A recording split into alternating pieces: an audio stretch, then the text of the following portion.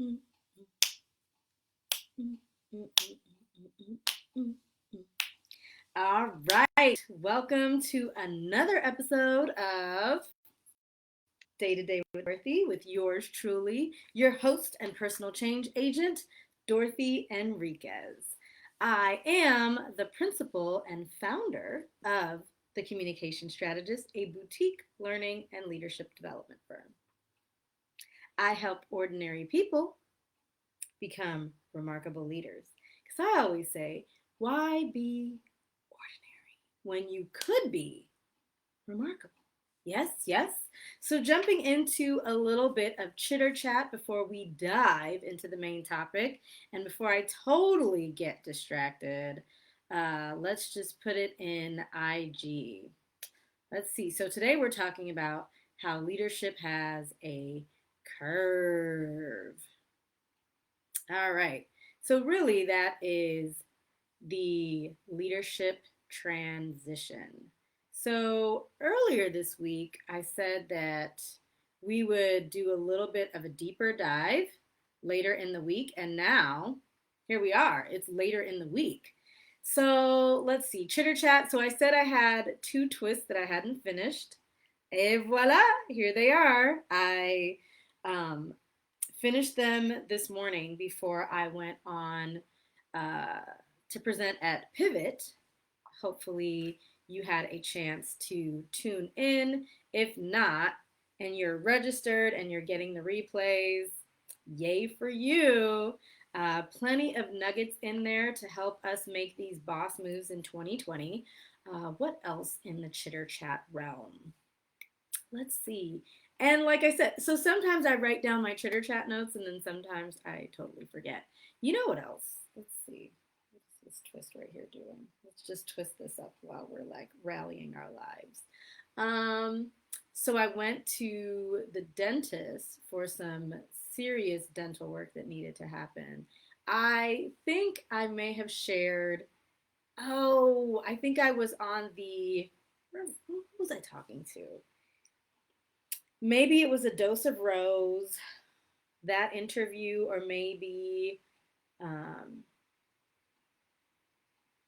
with Fierce, with Kisha.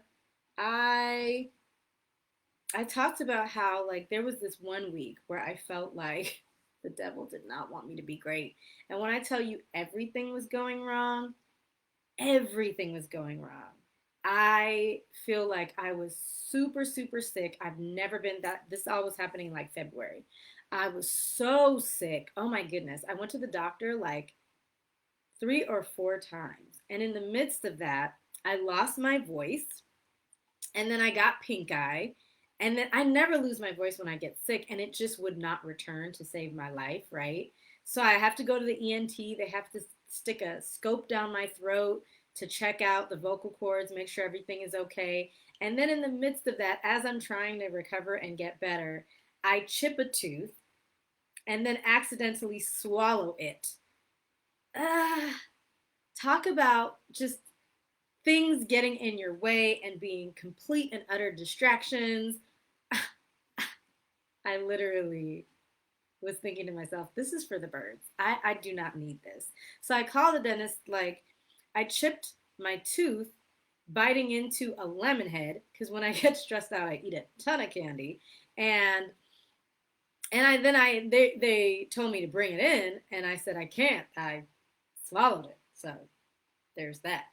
Only to find out that I hadn't chipped a tooth, I had chipped a cavity or something. So then they had to clean it, do all this stuff. And then they said because the cavity had been large from maybe 2 years ago when I got it filled, they were like, we're going to just put a crown. Now, y'all know crowns are $1 million. So earlier this week, I went to go get it. It didn't feel right. And they were telling me, if we can't get it together with this, we're just going to have to pull your tooth out. I need my teeth. I need every last one of them. And it's one way back here, but still, I feel like I'm still young and fresh. I can't be losing any teeth. So pray for this crown back here, y'all. Plus, Crowns are a gajillion dollars. So we'll see how it goes. All right, so that is my chitter chat story. I have another fellow entrepreneur who talks about her dental work journey. She's the founder and CEO of Power Network, and I just be feeling like I feel your pain with these dentists, like trying to get this grill together, right? Because this is, you know, we kind of need our teeth, right? Especially when you speak for a living, we need some teeth to make magic. So, needing dental work always gives me so much anxiety. I need all of my teeth, every last one of them. So, pray for this grill, y'all. All right, so let's get ready to get into it. And then as soon as I get off with y'all, I'm hopping back into Pivot. If you missed it, there's one more session after the session happening right now, and then a final series of sessions tomorrow. It's free. So if you haven't registered, what are you waiting for? If you are an entrepreneur or a side hustler, make it happen. All right. So thanks for joining TCS Mommy and Daddy. Yes, thank you for joining a la mode. Let's get into it.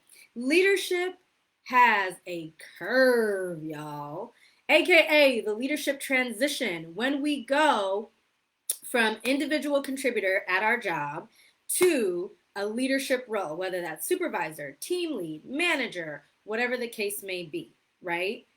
Or we are going from one leadership role to the next level up in leadership, right? So we're going from manager to director, director to VP, VP to senior VP, senior VP into another part of the C-suite, right? Every time there is a transition and there is a cost associated with this transition. And because most of us don't realize that leadership has a learning curve, we end up struggling. It ends up being quite challenging as we're navigating this terrain of the curve of leadership. We are sometimes blaming ourselves. Why can't we get this together? I thought this was going to be easier. How come these people aren't listening? How come I can't execute with brilliance? When it was just me, I was flawless. I was out here. What is happening? Where am I going wrong? But here's what I want to lift up and what I want you all to consider.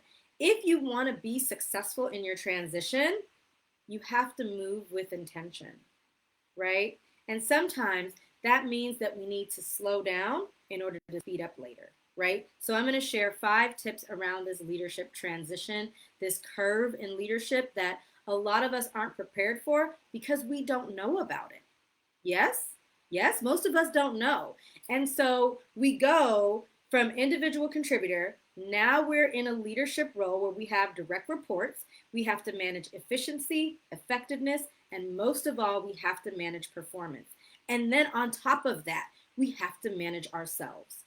And in today's society, it's not like it was 20 years ago when a manager had to exclusively manage. Now, managers are working managers. They have their own work, their own projects, their own deadlines, and on top of that, they have to manage everybody who reports to them, whether it's one person or 2 person. Yes, I got a thumbs up, right? So because they're working managers, they have way more on their plate than their predecessors from back in the day. So when that becomes you, the stress and the pressure is on because oftentimes we're not used to living with that duality. So if we want to be successful in transition, we have to move with intention. So 5 tips. Number 1, don't move too quickly. A lot of times we are looking at the person who's in the role that we are having our eye on. So we're an individual contributor. Now we want to be a manager. We're looking at other managers and we're like, ooh, I could run circles around you. When I get into the role, I'm going to do this, and I'm going to change this. All the things. But what we want to do is be able to take a step back and look at this new vantage point to take it in and understand the company culture from this new perspective so that we can be very thoughtful, very intentional, and very deliberate with how we cause the culture to shift. Because inherently, us becoming a leader officially with direct reports, that is going to change the culture. And at the very least, it's going to change the culture within your department. And so you want to be very tactical, very strategic, very thoughtful, and you don't want to just go in there like a bull in a china shop. Don't move too quickly, because oftentimes when I'm working with managers, I see the symptoms of someone who bit off more than they can chew, right? Somebody puts all this food in front of you and your eyes are bigger than your stomach and you just can't handle it. So don't move too quickly. Secondly, this is a big one. We are always keeping our eye on the next step, and sometimes we're not developing and gathering the resources, the skills, the tools, the connections that we need at our current level. So you want to make sure that you're as prepared as possible. There's three ideals that I always like to share, when I'm coaching and even when I'm going into organizations. Leaders read. That is first. They read. If you're not reading, you're not leading. You cannot lead effectively if you do not read. And I'm not talking about just reading tons of articles. Nah, sis, you need to read books. Books, okay? Pick up a book, flip through the pages, read it, absorb it, figure out how you can overlay that into your initiatives, your goals, your vision, your mission as you execute towards the bottom line. Leaders read, and they read a lot. Top CEOs hit about 60 books a year. Top CEOs. And for most of us, while we may not want to be CEO, we want to be successful. So that means that we need to read. I also say that leaders teach. It's not just your job as a leader to just do this and say, do this, do that, do the other. You have to be imparting knowledge and wisdom to empower people to surprise the heck out of you with what they can do. But part of a leader's role is to teach others, right? Are you teaching? Are you guiding? Are you coaching all along the way so that these people who are depending on you to be able to execute with brilliance have what they need from their leader? Leaders teach. They don't just point their finger yelling out tasks to be accomplished. And last but not least, leaders follow. Just because you're the manager doesn't mean you know everything. Just because you're the manager or the director or the VP doesn't mean that you know how to do everything. And it doesn't mean that you have to step on people's toes and you can't welcome their insights, their feedback, their suggestions. Sometimes we need to be able to follow, right? And it's called leading in an oval format. And we may talk about that more in another live if folks are interested in that concept. But the three things: leaders read, leaders teach, leaders follow, right? So you want to make sure you are prepared. And while in some instances, leadership is like getting married or having a baby, you just don't really know until you get in there and you're like, whoa, this is a lot harder than I thought it would be, right? But again, doing your due diligence and trying to prepare as much as you can. Third, get your network and your council together. Get them tight, tight, tight. Because you're going to need them. Once you're in this role where you've got direct reports, you're going to need that network. You're going to need those connections. You're going to need those allies, those mentors, those cheerleaders. And if you're wondering how to get your network tight, you can sign up for my free newsletter. When you sign up, that's the freebie. You get my network map on how to do that and how to do that effectively. Yes? Free.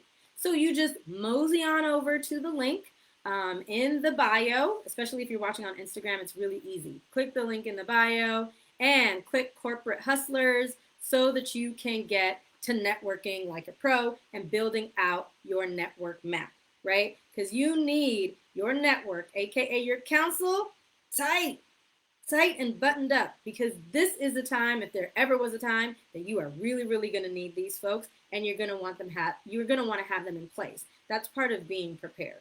All right, next, delegate. Here's what I have seen over the last at least 7 years-ish, right? And definitely in the last 5. When an individual contributor becomes a manager, oftentimes they are thrust into a management role. Reason being, they're a high achiever, they're a high performer, and they are a high potential, right? So when we are the trifecta, high achiever, high performer, and a high potential, we get thrust into these leadership roles because they see something in us. They like our work ethic, they like the way we execute, they like the way we move. And ostensibly, the organization tasks us with cloning ourselves, right? We need more of Alamos. We need more TCS mommies and daddies. We need more Dorothys. Why don't you become a leader and hire people just like you? Because that's what we need. And this is where leaders hit their downfall. Because A, you do not want to hire people just like you. But B, because you're a high performer and you take pride in your work, once you start having people report to you, woo, the curve of letting go. Oh my goodness. This is the thing that you love to do. This is the thing that you're really good at. This is the thing you would have done it differently. This is the thing you would have done it better. This is the thing you would have done it faster. And so to delegate that out to other people can be incredibly stressful. And so oftentimes, when we're transitioning into these different leadership roles at these varying levels, we find it so hard to let go that we operate with a closed fist that then turns into an iron fist with which we use to beat our employees with. And then we wonder why we're stressed and they're stressed. Here's the deal though, it's a curve. It's a transition. And if you think you can transition in 3 months, you're wrong. If you think you can transition in 6, you're wrong. The leadership curve typically takes at least 18 months. 18 months to transition into that role and start to see an uptick in performance. Because as most leaders are transitioning, everything tanks. Their morale tanks, their engagement tanks, the engagement and morale of the people who report to them tanks as well. You know why? Because many of us don't realize there's a curve, and many of us are not prepared for the transition. And because we've got a closed fist, because we know what we like to do, and we're struggling and drowning over here, we don't delegate. So now we've got our own work, the work that they're supposed to be doing that we're taking on because that's what we were good at before, and we've got to manage. Delegate. You've got to delegate. You cannot do this effectively or efficiently alone. Absolutely impossible. Impossible. But it's challenging when we're transitioning because we're not used to it. And last but not least, the transition of it all, the curve of it all. You've got to give yourself some grace. This is another reason why in step 3 rather, you want to get your network together because you need someone who's at zone, below zone, and above zone, right? These people will surround you, give you the real, but also rub your back a little bit because you're going to need it. In those 18 months, you're going to feel like you're getting beat up. But here's the deal. Now you know. Now you can get prepared. Now you can get that mentor that you need. Now that you can get the coach that you need. Now you can make arrangements to, become the plug, right? If that's where you want to be headed as you go from becoming ordinary to remarkable. Because here's the deal. When we're transitioning, it's so easy to live in that ordinary space where we're floundering, we're drowning, we're taking it out on our employees, we're taking it out on our family and our friends because it is very frustrating. And when we're not prepared, the curve of leadership is going to sometimes make us want to go back to where we came from, which is individual contributor or from director back to manager. And sometimes when we can't get it, the company will do it for us. If we can't succeed in this role as director, they'll move you back to manager if you can't figure it out. And so now is the time when you realize that you're in that curve and that transition, get the help that you need so that you can navigate it. There's no way to really speed it up. So at least get ready, give yourself some grace, show yourself a little compassion, and get the mentoring and or coaching that you need and take the leadership classes that you need in order to help you get to the next level. Because I think a lot of times, especially when you're in the early years of leadership where you have direct reports, some organizations just don't take the time to invest in you at that stage. The money gets lifted and shifted to folks in higher level roles. So if this is the direction that you want to go, invest in yourself. Do it yourself, right? It's going to be the thing that sets you free. This is going to be the game changer to help you transition less painfully and more smoothly. Because if we're going to transition, like I said at the beginning, if we want to be successful, we have to learn to move with intention. This is the year where we're going to be intentional. If we haven't figured out that we got to do a couple things here and there with intention, this year is definitely teaching us that, right? Yes? Yes? So this is the leadership transition episode. This whole concept that leadership has a curve, y'all. So look, if you made it to the end and I moseyed on into your feed because someone shared this video with you or you're watching the replay, who am I? I'm Dorothy Enriquez, the principal and founder of the Communication Strategist, where I help ordinary people become remarkable leaders. Because I always say, why be ordinary? Why? When you could be remarkable. Yes? Thank you for tuning in, Tamara or Tamara. I think it could go either way. And so look, if you enjoyed this episode, please go ahead and share it with a friend. And if you're challenged like me, so you can hit the little paper airplane in Instagram or the share button on Facebook. But if you're challenged like me, I'll take a picture and then you can put it in your stories like, hey, this leadership curve is real. You should watch. I'll post for you and make it easy.